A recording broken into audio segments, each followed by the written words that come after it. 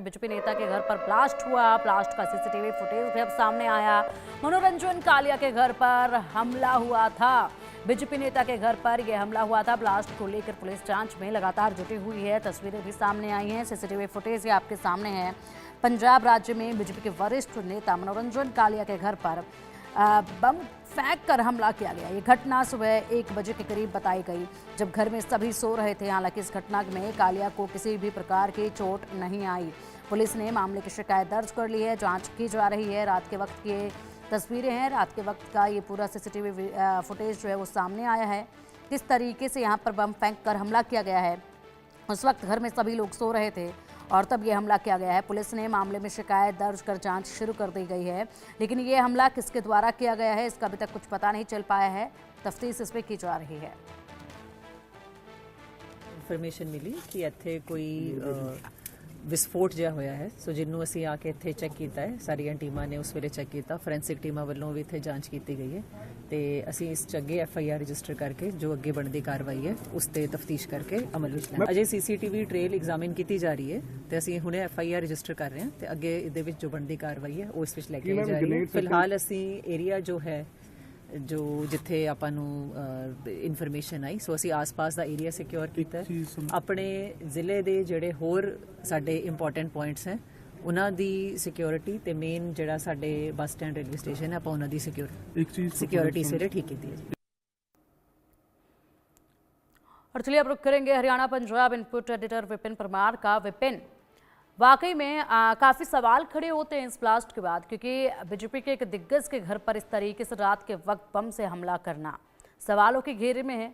और सबसे बड़ी बात ये कि यहाँ पर खुद मनोरंजन कालिया ने आरोप लगाया है पुलिस पर और कहा है कि सिर्फ 100 मीटर की दूरी पर है पुलिस स्टेशन, लेकिन बावजूद इसके रात भर फ़ोन किया, फ़ोन किसी ने भी नहीं उठाया। काफ़ी देर के बाद फ़ोन उठाया गया था। ऐसे में पुलिस इन सवालों को नकार रही है, तफ्तीश इसमें की जा रही है। अभी तक किसी पर कोई संदेह नहीं बताया गया है कौन इसमें शामिल हो सकता है। क्या कुछ अभी फिलहाल नई जानकारियां इसमें सामने आ रही हैं? देखिए, तमाम चीजों को लेकर जांच चल रही है, लेकिन सबसे पहले ये जो सीसीटीवी फुटेज सामने आया है इसमें स्पष्ट तौर पर देखा जा सकता है कि एक ई रिक्शा जो है वो मनोरंजन कालिया के घर से उसी समय निकलता हुआ दिखाई दे रहा है और उसी समय कुछ सब्सटेंस उनकी ओर से एक्सप्लोजिव सब्सटेंस जो है वो फेंका जाता है और उसके बाद ब्लास्ट जो है वो सीसीटीवी फुटेज में जो है वो स्पष्ट तौर पर देखा जा सकता है। इससे पहले भी अमृतसर के अगर बात करें एक टेम्पल के बाहर, एक मंदिर के बाहर जो है बाइक सवारों की ओर से जो है वो ब्लास्ट किया गया था। फिलहाल पुलिस जो है वो तमाम चीजों को लेकर सब्सटेंसेस जो वहां पर एविडेंसेस हैं उनको कलेक्ट किया गया। फोरेंसिक टीम की ओर से जो है वो तमाम चीजों की जो है तस्दीक की जा रही है कि किस तरीके का एक्सप्लोजिव जो है वो इस्तेमाल किया गया। क्या ये ग्रेनेड था या फिर किसी और तरह की कोई एक्सप्लोजिव डिवाइस जो है वो फेंकी गई थी। लेकिन फिलहाल अगर बात करें तो पुलिस इन्वेस्टिगेशन पर मनोरंजन कालिया की ओर से जो है वो कई सवाल या निशान खड़े किए गए। उनका ये कहना है कि कुछ ही दूरी पर मेरा घर है और साथ में ही पुलिस स्टेशन है, लेकिन कॉल किया गया लेकिन पुलिस जो है वो नहीं पहुंची। अब पुलिस का ये कहना है कि जैसे ही ये वारदात हुई, 1 बजे के करीब ये रात को वारदात हुई थी, उसके तुरंत बाद जो है वो पुलिस मौके वारदात पर पहुंच गई थी और तमाम चीजों को लेकर अपनी इन्वेस्टिगेशन है उसकी शुरुआत कर दी गई थी।